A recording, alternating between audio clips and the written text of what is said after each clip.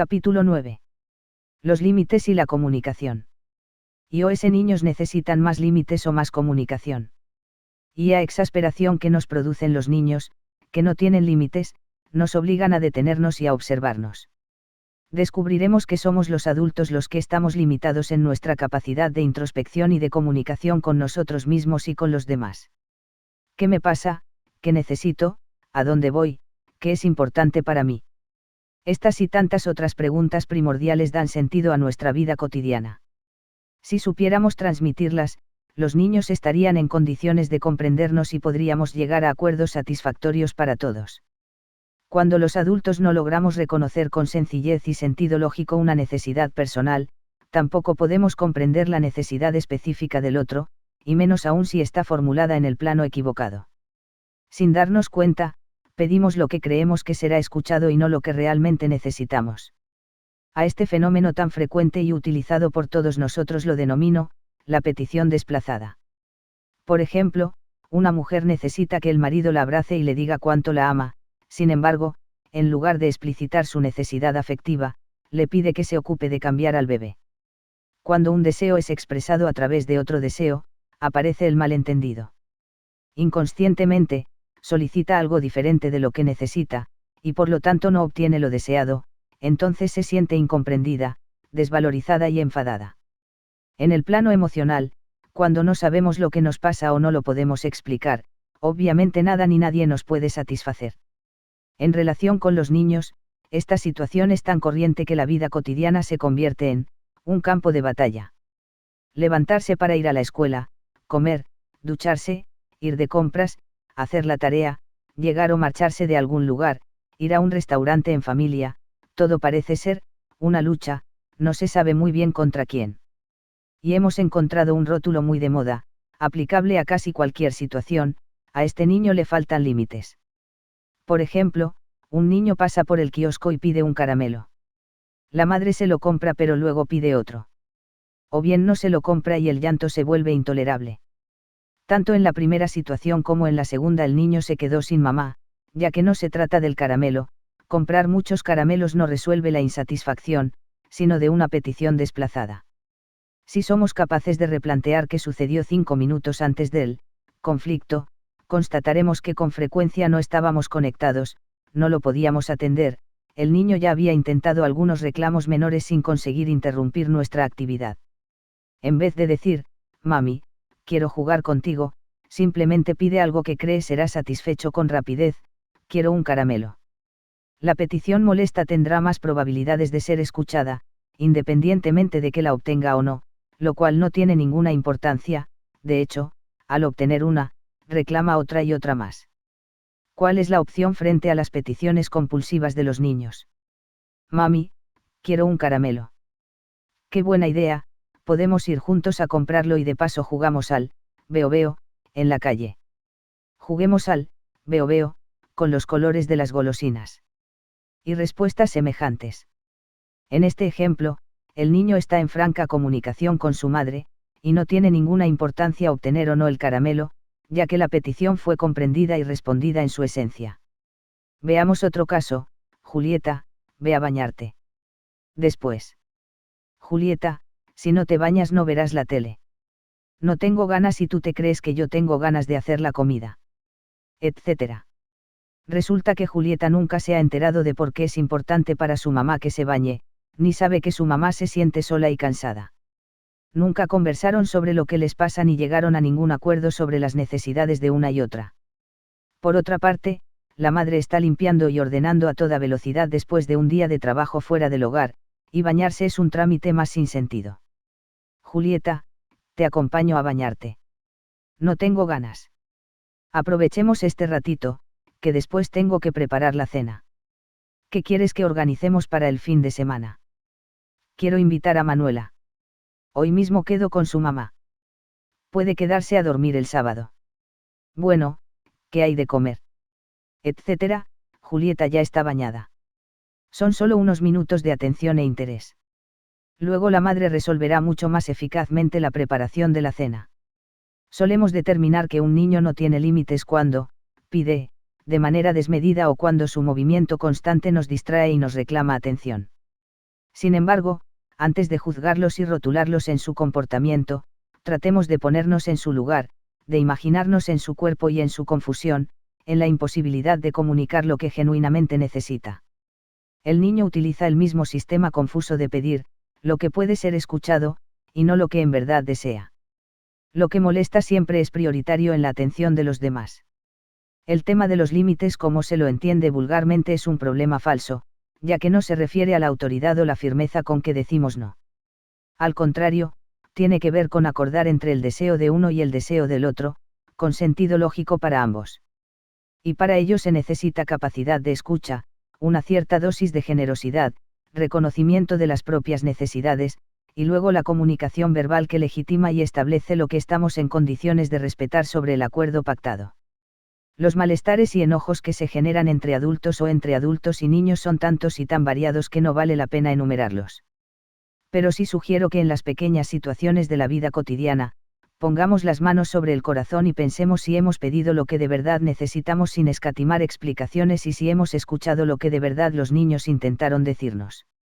Los orientales disponen de una palabra útil para los momentos en que perdemos el equilibrio y la comprensión, la palabra Tao, que significa, cómo funcionan las cosas, o, la contemplación de cómo funcionan las cosas.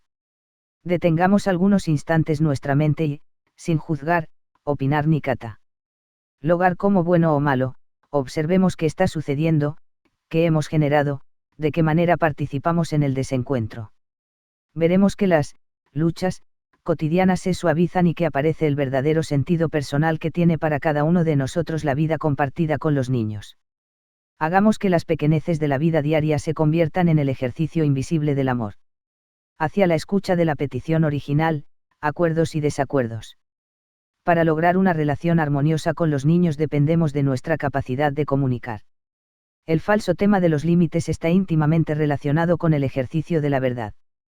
Como hemos visto en el capítulo anterior, la verdad se refiere a lo que pasa, pero sobre todo a lo que me pasa. Y saber lo que me pasa no es tarea sencilla. Casi todos los emprendimientos terapéuticos van en busca de las mismas preguntas personales: ¿quién soy? ¿Qué puedo hacer con mis recuerdos y vivencias primarias? ¿Cuál es mi misión en el mundo? ¿Qué necesito comprender de mí mismo? Tal vez nuestra vida transcurra sin mayores sobresaltos y sin cuestionamientos hasta el momento en que los hijos actúan las verdades personales no develadas. Hasta los 2 años de edad criamos niños. Después de la separación emocional nos preocupa lo que nos encanta denominar educación. Nos preguntamos cómo hacer para que nuestros niños se comporten bien, sean amables y educados y puedan vivir según las reglas de nuestra sociedad. Sin embargo, estos resultados no dependen tanto de nuestros consejos, sino de lo que comunicamos genuinamente. Para ello, se requiere un trabajo de introspección permanente. No puedo contar qué me pasa si no sé qué me pasa de verdad. Luego, es necesario saber lo que le pasa al otro. Y solo después será posible llegar a acuerdos basados en el conocimiento y la aceptación de lo que nos pasa a ambos. Si queremos niños dóciles, tendremos que entrenarnos en la dulzura con nosotros mismos. En la convivencia entre adultos suponemos que los acuerdos básicos son esenciales para estar juntos. Siempre me ha llamado la atención que no consideremos igualmente necesarios los acuerdos con los niños. Por ejemplo, mi hija me pide que le cuente un cuento antes de ir a dormir, yo le respondo que tiene que lavarse los dientes. Se enfada. Discutimos. Ni se lava los dientes ni le cuento el cuento. Por la noche se hace pis.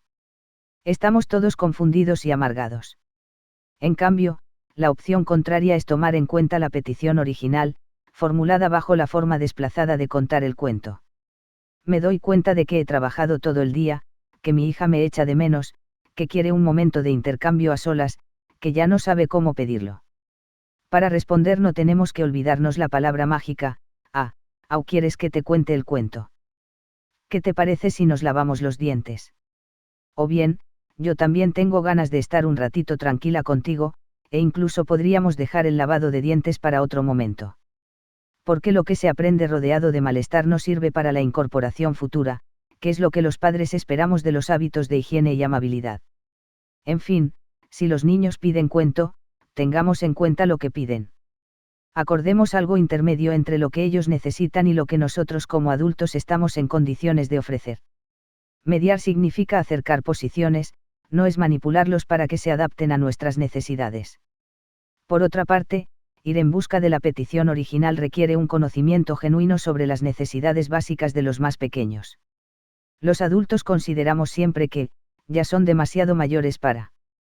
Invariablemente deberían lograr algo que aún les resulta inalcanzable como habilidad, jugar solos, no chuparse el dedo, quedarse en los cumpleaños sin nuestra presencia, dejar el biberón, no interrumpir cuando los adultos conversan, etc. En general, la presencia comprometida de los padres es escasa, cuando los niños, no tienen límites, piden desmedidamente o no se conforman con nada. No es solo presencia física, es presencia y compromiso emocional. No importa la realidad objetiva ni las dificultades específicas por las que atravesamos.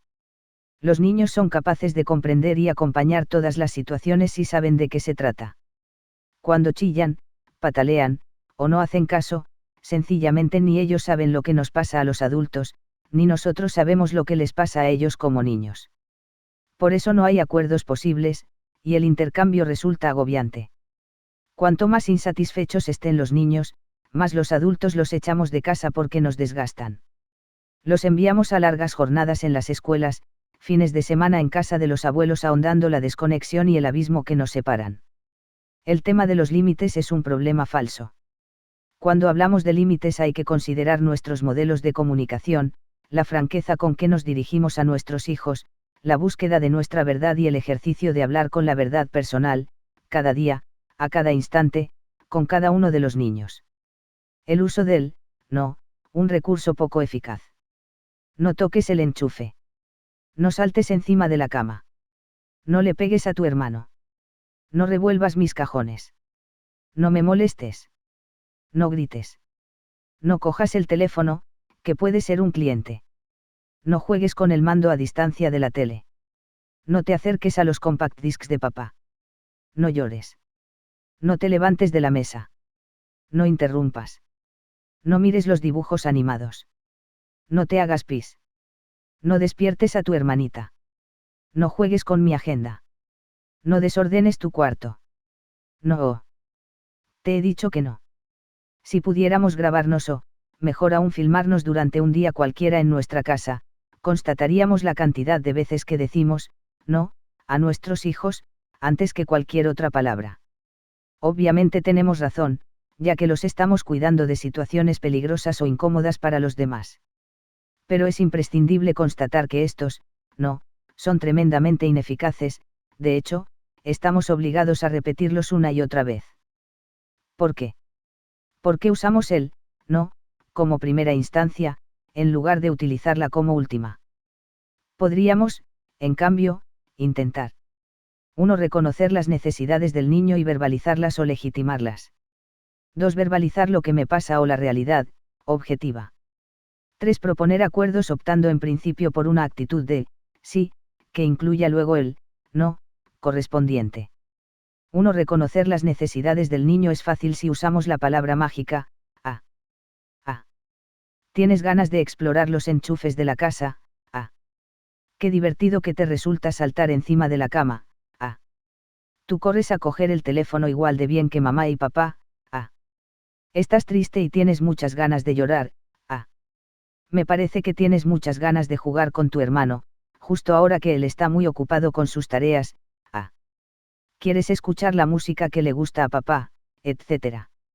Esto no significa que vamos a acceder a cualquier cosa que el niño desee. Significa solo que lo vamos a reconocer y nombrar y, si es necesario, tendremos que interpretarlo, ya que a veces la petición fue formulada de manera torpe o confusa. Con frecuencia es una petición desplazada. Por ejemplo, un niño que tiene un capricho en el supermercado por un juguete que no accedimos a comprar, aunque el adulto sabe que en realidad tiene sueño, hambre y estrés. 2. Verbalizar lo que me pasa o contar la realidad objetiva se refiere a la búsqueda por parte del adulto de respuestas alternativas. Tengamos en cuenta que la exploración esperable en el desarrollo normal de los niños pequeños resulta ardua en las viviendas que no suelen estar adaptadas para los más pequeños. Y la paciencia de los padres, tampoco. Las limitaciones de espacio y de tiempo que interfieren en la libertad y en la búsqueda de conocimiento de los pequeños deben ser que sean compensadas por la atención y el interés de los mayores. Por ejemplo, ¿qué te parece si vamos a tocar juntos los enchufes de la casa? Yo te enseño dónde se puede tocar, en los bordes, y dónde no se pueden poner los deditos. Lo tenemos que hacer siempre juntos. También podemos darle al interruptor de la luz. Vamos al otro cuarto. Vamos a la cocina. Vamos al balcón. Parece que aquí no hay enchufes. O bien, ¿qué te parece si vamos a cocinar una tarta y le decimos a Juan que cuando termine de hacer la tarea nos ayude? Incluso, vamos a escuchar la música que le gusta a papá, pero yo pongo los discos, tú aprietas este botón, y ahora este otro. Pensar primero en, sí, y luego en, no, permite satisfacer al niño con relativa facilidad. Entonces el, no, es solo un, no. No adquiere dimensiones de privación de la totalidad de su ser. Hay cosas que sí se pueden hacer con un poquito de voluntad. 3. Lograr acuerdos es posible si reconocemos y nombramos las necesidades y deseos de ambos. ¿Cómo se logra? Comunicándonos. ¿Quién tiene que aportar las palabras adecuadas? El adulto. Por ejemplo, yo entiendo que tienes muchas ganas de dibujar en mi agenda, pero es muy importante para mí que esté limpia y ordenada. ¿Qué te parece si dibujamos juntos en este cuaderno? O bien, estuviste esperándome todo el día, también esperaste a tu hermano, y en casa estamos todos ocupados.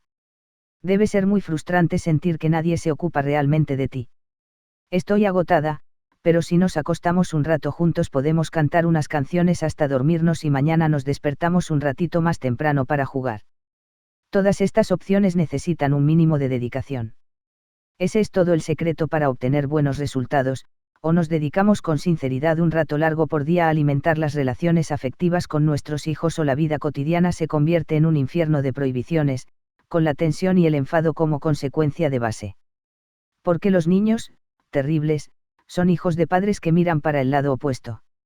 Finalmente, son decisiones personales. No hay niños difíciles, hay adultos que eligen priorizar su atención y su energía en otros ámbitos. Los adultos que sistemáticamente negamos lo que un niño pide deberíamos preguntarnos sobre la satisfacción de nuestros deseos. Interrogarnos sobre nuestra felicidad, si estamos contentos con lo que somos o hacemos. Si tenemos mucha rabia o estarnos en paz. Si nos sentimos frustrados y, en ese caso, ¿cómo podemos remediarlo? Si nos sentimos desamparados, entonces ver quién nos puede cuidar. Tal vez somos personas a quienes se nos ha negado todo y no hemos aprendido otra cosa. Es nuestra intención ser buenos padres, pero no tenemos paciencia. El, no, está muy aprendido y forma parte de nuestra visión. No nos damos cuenta de que sostenemos una mirada negativa con respecto a nuestras esperanzas, nuestros proyectos, nuestros gustos. Solemos fijarnos primero en la mitad vacía del recipiente antes que en la mitad llena. Si hemos sido niños maltratados o emocionalmente abandonados y no tenemos una clara conciencia de ello, el abuso de autoridad que nos confiere el solo hecho de ser mayores, puede aparecer como una venganza seductora en el ejercicio del poder. Creo que los adultos deberíamos reflexionar constantemente sobre el manejo primario que hacemos con lo que podemos. Tanto en positivo, es decir, a favor de todos, como en negativo, en beneficio de nadie.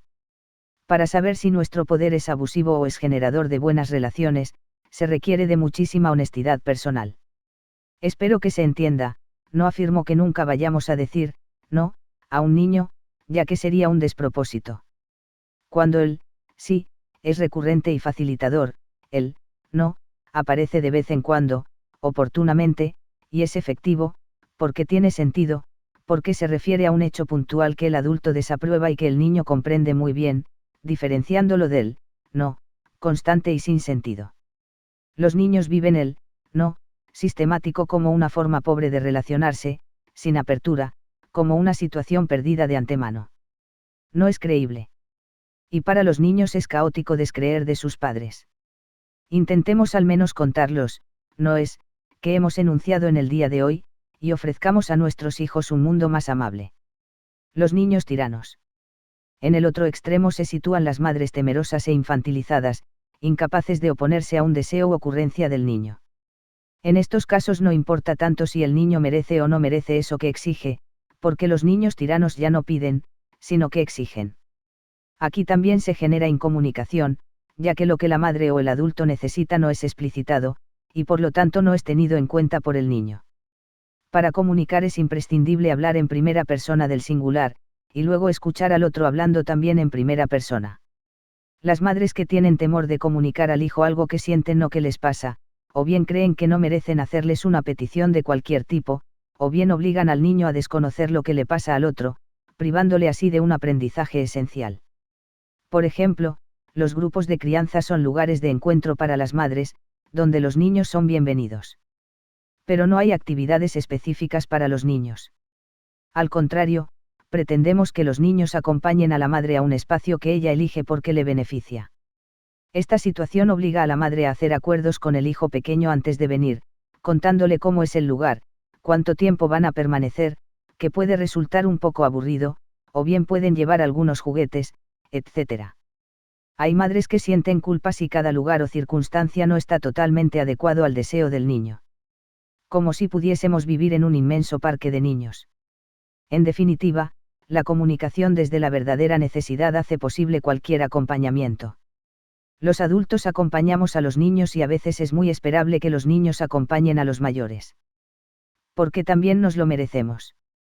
Por eso, cuando un niño se convierte en tirano, vale la pena preguntarle a la madre, o persona que se ocupa, si le ha explicado que necesita de él, hoy, aquí, ahora. El tiempo real de dedicación exclusiva para con los niños. Cuando los padres consultan por los niños que no tienen límites, suelo sugerirles una tarea muy difícil. No importa cuál sea la edad del niño en cuestión, les pido que se organicen para quedarse 15 minutos sentados con el trasero en el suelo en el cuarto de los niños sin hacer nada. Repito, sin hacer nada. No es necesario que jueguen con el niño si él no lo requiere. Solo deben observarlo y estar disponibles. Les solicito que en la próxima entrevista me relaten qué pasó. Aunque les parezca increíble, casi ninguna madre lo logra. Alguna vez sonó el teléfono, otra vez llegaron tarde de una fiesta de cumpleaños, otro día hicieron las compras, en otra ocasión se enfermó la suegra. Concretamente se dan cuenta de los obstáculos físicos y emocionales que la mayoría de los adultos tenemos para ocuparnos 15 minutos al día en exclusiva de nuestros hijos, a quienes denominamos el sol de nuestras vidas. No parecería cierto que fueran lo más importante para nosotros, ya que siempre hay situaciones prioritarias para atender. Los niños esperan, eternamente esperan que nos desocupemos para poder atenderles con la cabeza y el corazón dispuestos por completo a sus requerimientos. En la vida cotidiana ese instante nunca llega. Para hacer más gráfica la vivencia del niño, suelo pedir a los padres que me relaten con lujo de detalles el desarrollo de un día común, por ejemplo, un martes. Luego les pido que me relaten lo mismo como si fueran el niño que cuenta el transcurso de la jornada. Es muy revelador. Y más aún cuando les pido que me cuenten cómo es un domingo, cuando se supone que no hay presiones de trabajo, horarios ni prisas. Y descubren que los domingos los niños están aún más solos que durante la agitada semana laboral, y que tampoco el domingo lograron sentarse 15 minutos con el trasero en el suelo. Permanecer quietos junto al niño permite que el niño se aquiete sin riesgos. Las madres hacemos exactamente lo contrario, cuando están tranquilos, huimos a preparar las escalopas, aprovechando que están entretenidos. Entonces el niño interpreta, cuando estoy tranquilo y juego solo, pierdo a mi mamá. Por consiguiente, si molesto, reclamo, lloro, mi mamá se queda conmigo. A la inversa, si el niño juega tranquilo y las madres permanecemos serenamente en el cuarto leyendo un libro, pero disponibles, el niño aprende que, si juega solo, no hay riesgos de perder a la mamá. Es decir, juega solo pero no está solo. Es una pequeña gran diferencia. No es una pérdida de tiempo detenerse unos instantes cada día, aunque en apariencia el niño no nos hable ni nos solicite nada concreto. Porque lo que aprende es la capacidad de autosatisfacerse, de serenarse, de saber que puede pedir lo que sea desde la petición original, que será escuchado y contemplado. Y no se convertirá en un niño sin límites, sino en un niño que comunica lo que le pasa. Lamentablemente, hoy en día está muy de moda hablar de los límites. De hecho, me invitan con frecuencia a dar conferencias sobre los famosos límites. Pero ha llegado la hora de dejar la soberbia y el autoritarismo y volcarse hacia el interior de nosotros mismos. De bucear y encontrar qué es lo que no hemos compartido con los niños, pero, sobre todo, qué es lo que nos negamos con terquedad a admitir. Por lo general, tiene que ver con las limitaciones afectivas que tenemos los adultos, que nos impiden relacionarnos con el alma al descubierto. Los niños nos reclaman a gritos que abandonemos los disfraces y que nos hagamos cargo de construir los vínculos desde la realidad emocional de cada uno. Los caprichos, cuando nace un hermano. Los adultos partimos del preconcepto de que un niño necesariamente va a estar celoso del hermano que nace. Entonces, cualquier actitud, molestia, tristeza o conducta va a desembocar en la interpretación esperable sobre los celos.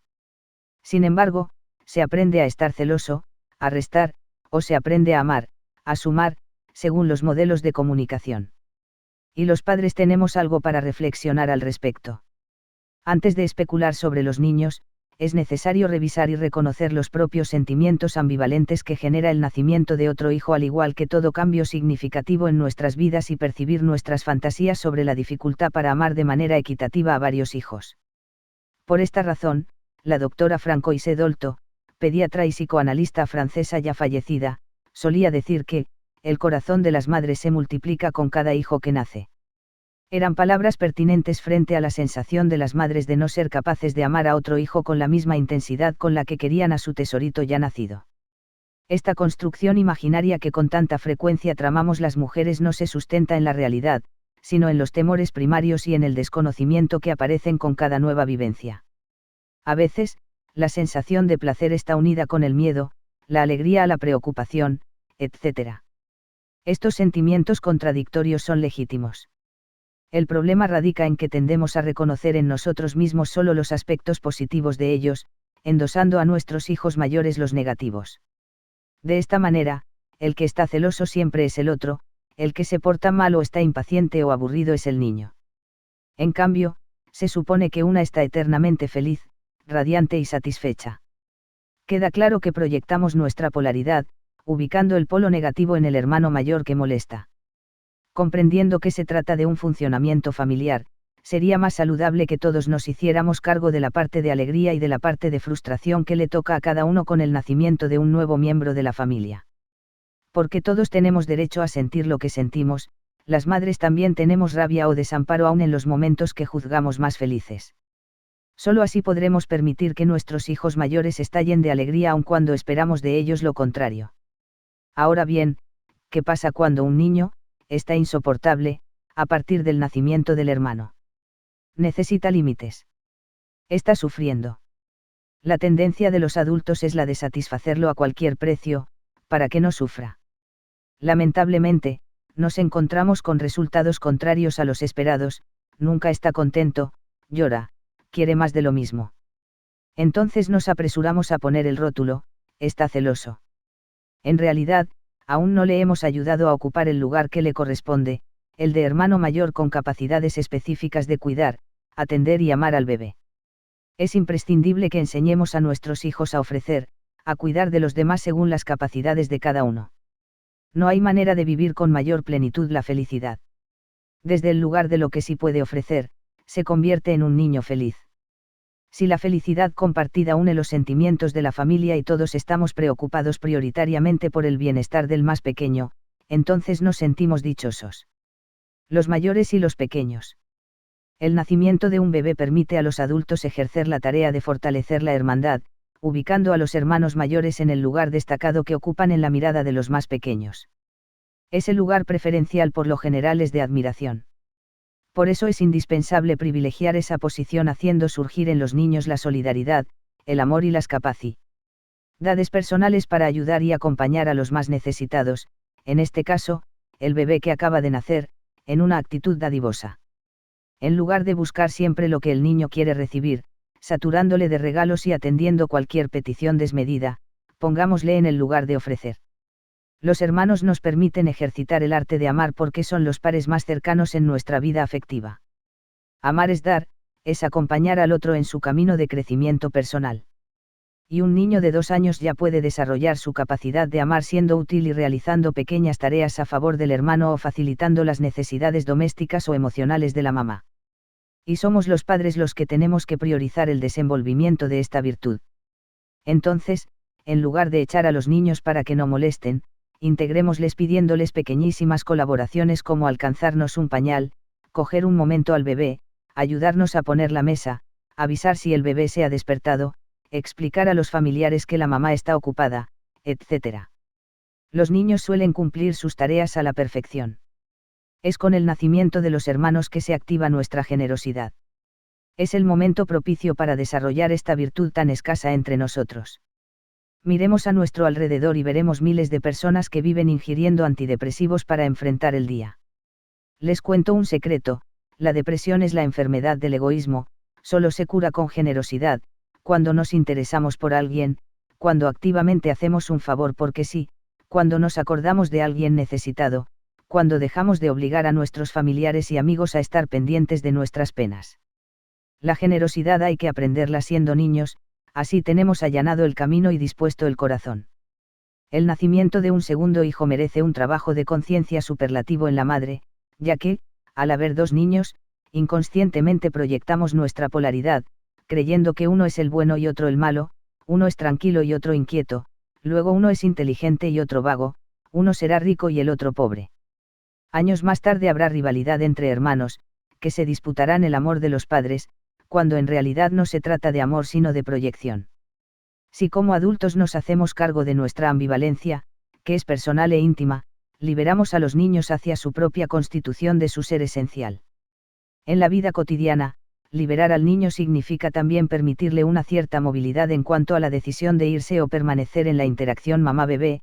Las madres solemos funcionar con sentimiento de culpa, entonces, retenemos al hijo mayor en casa, para que no se sienta desplazado, o no piense que ya no le quiero como antes. La realidad es que el niño está horas esperando que la mamá termine de amamantar, que duerma al bebé, que se duche porque todavía está en camisón y cuando apenas comienzan a compartir la merienda el bebé se ha vuelto a despertar. La madre tiene la sensación de haberse ocupado del hijo que se quedó en casa, pero para el niño hubiera sido más provechoso salir a pasear con la abuela, y volver luego para relacionarse un rato corto pero productivo con una madre más aliviada. Cuando los hermanos mayores tienen más de 2 años, es preciso liberarles y permitir que aumenten las situaciones de socialización y de juego con otros niños o adultos, ya que sus experiencias personales son más interesantes que permanecer esperando pasivamente a una mamá ocupada cambiando pañales. Las madres sin darnos cuenta obstruimos esta salida de los niños al mundo, creyendo que ellos necesitan estar más tiempo en casa y sentirse queridos. Por supuesto que lo necesitan, pero solo en condiciones favorables. La realidad es que la mayoría de los niños quedan atrapados en casa esperando la ilusoria disponibilidad de la madre. Ir a la guardería es un respiro tanto para el niño como para su mamá. Organizar salidas con los amigos, participar en actividades extraescolares, en paseos y fiestas, lo liberan, ya que, aunque esté muy contento con su hermanito, las relaciones mundanas son mucho más interesantes. Esta es una excelente oportunidad para los padres colaboradores. Aquí es donde la función paterna se puede cumplir de lleno, llevar a los niños hacia el afuera, colocarlos en el mundo exterior, el de la exploración extrahogareña, la actividad, el trabajo, los deportes, la sociedad. Los niños bien sostenidos por un papá o algún reemplazante materno o paterno viven armoniosamente la llegada de un hermanito si no están obligados a permanecer en casa para calmar la ansiedad de la madre. Nuestros hijos merecen nuestra confianza. Ellos pueden cuidar, ser cariñosos, atender incluso nuestras necesidades. No quieren ser expulsados cada vez que se interesan por el bebé. Quieren tener una porción de vida propia llena de sorpresas acorde a sus capacidades, que son muchas comparadas con el hermanito que acaba de nacer. No hay motivos para que nuestros hijos mayores sufran por el nacimiento de un hermano. Al contrario, es un regalo para todos. Si nos preocupa su conducta, tendremos que proponernos ser menos hostiles y permitirnos recibir lo que ellos tienen para dar. En el corazón de nuestros hijos sobra lugar para el amor. Los niños y las exigencias de adaptación al mundo de los adultos. Es una paradoja: por un lado, despreciamos la capacidad de comprensión de los niños pequeños y, por el otro, les exigimos que se adapten al mundo funcional de los adultos. Desde que nacen, tenemos prisa para que crezcan y se parezcan a una persona sin sorpresas. Si es posible, deseamos que se conviertan en ciudadanos comunes, varones, de clase media, que practiquen deportes y lleven una vida recta. Pero el ser humano en envase pequeño tiene unas cuantas diferencias, que insistimos en no querer reconocer con una terquedad asombrosa. Contamos con mayor capacidad para observar otras especies, animales y vegetales, antes que a nuestra propia especie. De hecho, en algunos de los canales de televisión siempre podemos encontrar una investigación interesante sobre las diversas manifestaciones de la naturaleza, en cambio, rara vez un programa serio sobre la vida de los niños pequeños. Parece que no nos interesan tanto. Los niños humanos se caracterizan por una evolución muy lenta. Sus capacidades para constituirse en seres independientes emocionalmente requieren un acompañamiento prolongado. ¿Lento o prolongado con respecto a qué? Creo que con respecto a la organización social masculina. Las mujeres hemos entrado en el mundo del trabajo y de las relaciones sociales, en la necesidad de ganar dinero y de generar espacios de reconocimiento con cánones masculinos. Rápido, seguro, efectivo y rentable.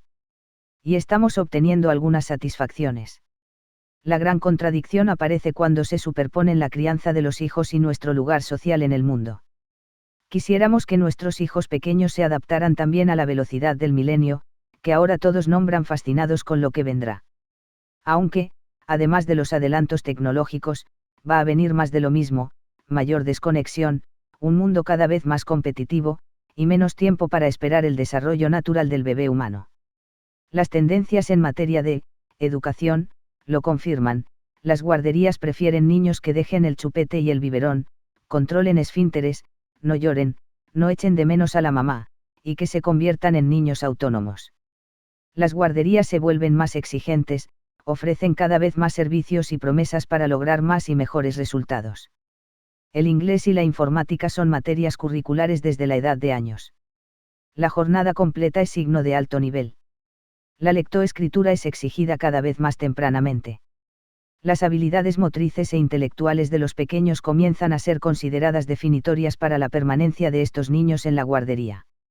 Se prolongan las horas fuera de casa, los padres llegan muy tarde después de jornadas agotadoras de TR confiando en que los niños compensaron la ausencia de los padres con la hiperactividad. Debería ser al revés. Si los padres trabajan mucho, los docentes y profesionales deberíamos recomendar instituciones menos exigentes, más atentas al cariño, al contacto humano, la actividad corporal, el juego y el aire libre. Si los padres están muy presentes en tiempo y en dedicación o mirada exclusiva, entonces tal vez los niños estén más preparados para instituciones muy exigentes con respecto a los resultados intelectuales.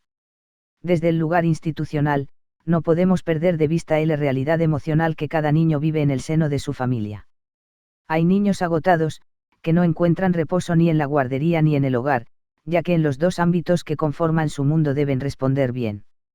Bien según las exigencias de los tiempos que corren. Estamos perdiendo de vista la naturaleza del niño humano. Son seres que necesitan contacto, intimidad, juego, molibdeno momentos de, no hacer nada, de estar, aupa, porque sí. Merecen respeto en sus ritmos de sueño y de vigilia, estar con el otro y permanecer, chupetear, mimarse, remolonear, perder el tiempo. En fin, ser bebés. Ser niños. Los adultos podemos adoptar la velocidad si nos gusta o nos hace bien, pero endosársela a los niños supone hacerles pagar un precio muy caro. La prisa por llegar más rápido y más lejos, no sabemos muy bien a dónde, para que sepan más y estén mejor preparados para un futuro amenazador tiende a ser un chiste surrealista.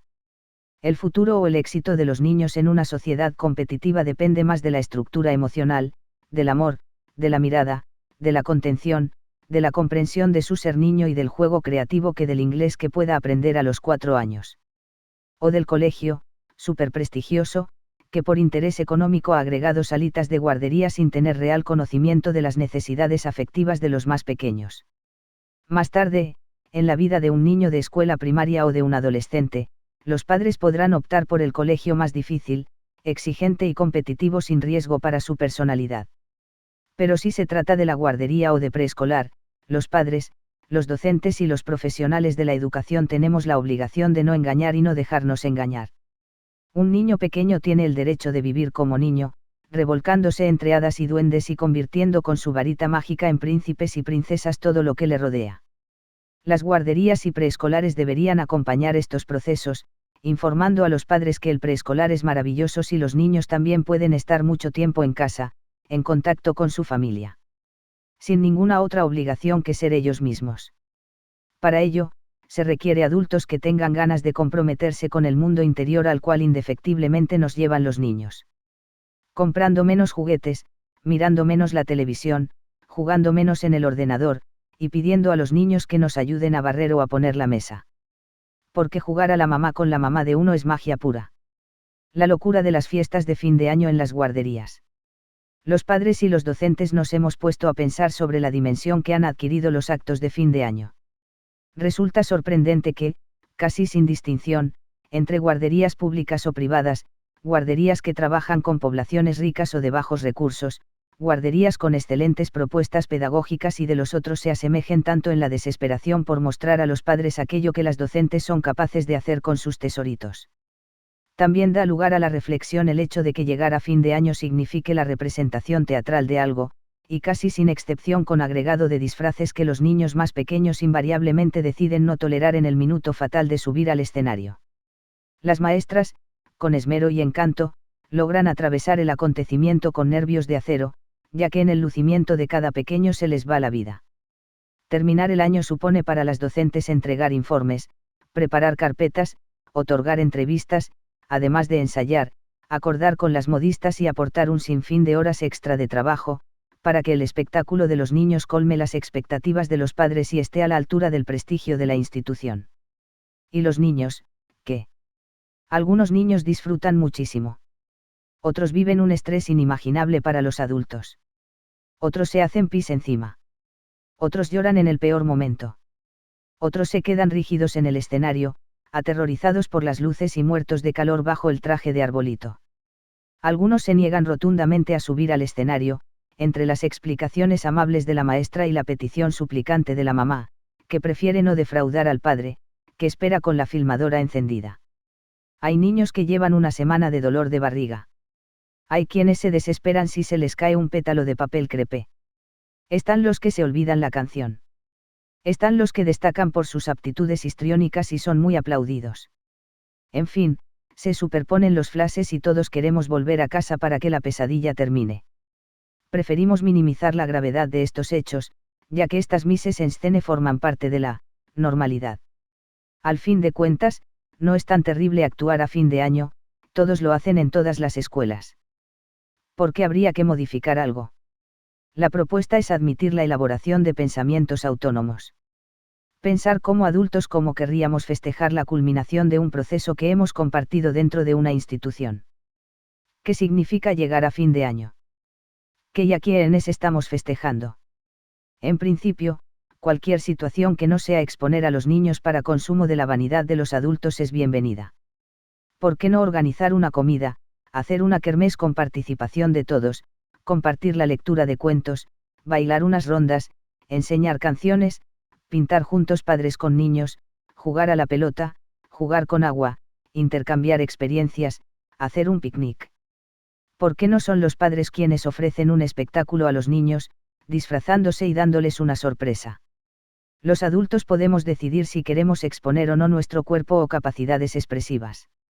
Estamos hablando del sometimiento, acallado bajo alegrías y aplausos, en que se encuentran muchos pequeños, ya que, envueltos en la vorágine del festejo, no nos damos cuenta de que no es esa la forma de brillar que necesariamente ellos eligen. La libertad de pensamiento consiste en admitir que se piensa o se siente algo distinto a lo que la mayoría ha estipulado como bueno o esperable. Por eso, las megafiestas de las guarderías son normales, en forma indiscutible. Los niños menos escuchados en sus familias, menos tenidos en cuenta en su condición de niños, son los más vulnerables a la hora de aceptar mayores exposiciones personales. Las maestras a veces nos dejamos fascinar por la facilidad con que algunos niños se prestan a la actuación. Sin desmerecer que a veces hay pequeños con dones e inquietudes teatrales fuera de lo común, la mayoría de ellos hace grandes esfuerzos para cumplir con las expectativas de los mayores. Y, sin beneficios personales de ninguna índole, salvo el de quedar, desnudo, frente a la inmensidad de las miradas ajenas. Los niños, estresados, existen y están entre nosotros. No sufren solo los que realizan muchas actividades extrahogareñas, sino también los que se sobreadaptan a las exigencias innecesarias de una sociedad que ya no distingue entre una fiesta de niños y una fiesta para el consumo de los adultos. Con mayor conexión emocional, podríamos imaginarnos las fiestas como lugares ideales para el encuentro humano, del que todos estamos ávidos y carentes. Pueden ser la ocasión para conocerse, para corroborar el sentido verdadero de la elección que hicimos para nuestros hijos. Podemos pensar las fiestas de fin de año como un ritual, como un momento sagrado, en el que mayores y niños merecemos participar. Son también la ocasión para observar a nuestros hijos sin juzgarlos y revisar qué realidad estamos eligiendo para ellos. El estrés de los niños. El estrés ya no está reservado a los mayores. Personalmente, me llama la atención, en las consultas de padres de niveles económicos medios y altos, el grado de insatisfacción y de falta de elección al que están sometidos los niños. Sobre todo a causa de la asistencia a colegios competitivos, de los cuales no pongo en cuestionamiento el estudio ni las exigencias intelectuales, sino la adaptación que requieren para dejar de lado casi todo lo que un niño necesita, a saber, el juego como elemento primordial en el desarrollo de las relaciones, la fantasía para la posterior construcción del pensamiento, el amor y el cariño como sensaciones básicas de contención para el crecimiento. En el preescolar ya tienen que dar exámenes de aptitudes intelectuales, algunos exigen exámenes de inglés, y otros tienen horarios estipulados de enseñanza de informática. En mi consultorio he visto niños que me han dicho literalmente, no me gusta la guardería porque no tengo tiempo de jugar. Los padres, en referencia a las propias inseguridades emocionales, creen que eligiendo y pagando los mejores colegios asegurarán un futuro exitoso a sus hijos. Pero, cuando son pequeños, el resultado más frecuente es el estrés, ya que hay un tiempo para todo, y la niñez es el tiempo del juego y la fantasía, de la contención y la presencia de adultos cariñosos. Con estos elementos se construye un buen esqueleto emocional, de modo que más adelante el niño cuente con excelentes recursos afectivos para afrontar el mundo de las ideas y las matemáticas. Casi todos los maestros de las escuelas primarias y secundarias se quejan de tener a cargo niños muy inteligentes pero que no obtienen buenos resultados. Y saben que esta situación responde a bloqueos afectivos, no intelectuales. Por lo tanto, la infancia es el momento para desarrollar al máximo las potencialidades afectivas y emocionales. Al igual que en el contacto con bebés que, como hemos dicho en capítulos anteriores, requiere tiempo y disponibilidad, en el caso de niños mayores de 2 años todavía es tiempo de ofrecer tiempo, tanto en el hogar como en la guardería o preescolar. Por otra parte, vale la pena tener en cuenta las diferentes personalidades de los niños pequeños, sus preferencias, horarios, rutinas, a la hora de elegir una guardería para ellos. A veces una conviene a un hijo pero no a otro. Son innumerables los padres que consultan por niños que no tienen límites, pero luego resulta que pasan todo el día en una guardería muy exigente donde no se sienten a gusto, lloran cada mañana y, cuando vuelven a su casa, se encuentran con padres agotados por el trabajo y las preocupaciones. Según las posibilidades de cada familia, es necesario tener en cuenta qué le pasa al niño y facilitarles la vida si eso está a nuestro alcance. Somos demasiado rápidos para negarles lo que sea, sin detenernos a pensar por qué necesita lo que necesita. En escuelas primarias privadas, de alto rendimiento, existen muchísimos niños con dificultades para el aprendizaje que son enviados a los gabinetes de psicopedagogas. Más allá de las excelentes profesionales que hay trabajando, me encuentro con niños agotados a quienes les pregunto qué les gustaría hacer. Recuerdo el caso de un niño de 9 años, apasionado por el fútbol y aparentemente muy buen jugador, que, además de la jornada completa, visitaba a una fonoaudióloga, una psicopedagoga, y la maestra de refuerzo de inglés. Resultado, ningún horario disponible para jugar al fútbol. ¿Acaso es posible tener un buen rendimiento en la escuela con tal grado de frustración, considerando que proviene de una familia con buenos recursos económicos? No es banal preguntar a los niños qué les gusta. Si nuestros gustos y preferencias no son al menos nombrados cuando somos niños, ¿qué capacidad de conectarnos con nuestros deseos tendremos a la edad adulta?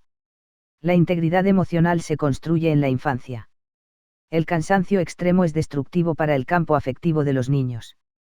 Merecen que nos preguntemos qué mundo afectivo queremos para ellos. El caso de Rodrigo. Los padres de Rodrigo, de 1 año y medio, consultaron preocupados por la puesta de límites. El padre de Rodrigo conservaba en la puerta de la nevera una colección de imanes de todas partes del mundo, fruto de sus viajes. Los había de todo tipo y colores, musicales, con perfume, con movimientos, de cerámica, con brillos, etc. En cuanto la madre abría la puerta de la cocina, Rodrigo corría hacia los imanes para chocar con el grito desesperado de los padres con un «no», cada vez más enérgico. El padre estaba decidido a que el niño comprendiera que estaba prohibido tocarlos, y la madre no sabía cómo lograrlo, ya que se había convertido en una pesadilla entrar a la cocina. Les expliqué que Rodrigo solamente quería comprender por qué esos imanes tan bellos eran valiosos para su papá. Cuanta más importancia cobraban, más necesitaba acceder a ellos. Por otra parte, los niños pequeños, para conocer, necesitan llevarse los objetos a la boca, si son bebés, o al menos tocarlos con las manos, entre 1 y 2 años. Le propuse a la madre que en lugar de negar el acceso a los imanes, lo acompañara para que el niño tuviera un acercamiento a los mismos, pero sabiendo que no los podía romper. Le aconsejé concretamente proponerle: Rodrigo, vamos a coger este imán rojo. Yo te ayudo, lo tocamos juntos. Despacio, lo volvemos a colocar sobre la nevera sin que se caiga, despacio. Ahora vamos a tocar este otro con música que suena tan bonito, un poquito en tu mano, y yo lo vuelvo a colocar. Cuando los niños tienen un acercamiento a cualquier objeto es porque necesitan conocerlo, y con solo mirarlo no logran aprenderlo como lo hacemos los mayores. Necesitan el acompañamiento activo de las personas mayores. En síntesis, esa fue mi propuesta. Le dije a la madre que se armara de paciencia, hasta comprobar que, al cabo de algún tiempo, Rodrigo perdería el interés por los imanes. La semana siguiente regresó a la consulta solo la madre para decirme que este ejercicio duró menos de 5 minutos. Rodrigo tuvo algunos imanes en su mano, y luego se desinteresó completamente del asunto, lo cual permitió volver a utilizar la cocina dejando la puerta abierta de modo natural. Parece caricaturesco, pero a los padres nos pasan estas cosas.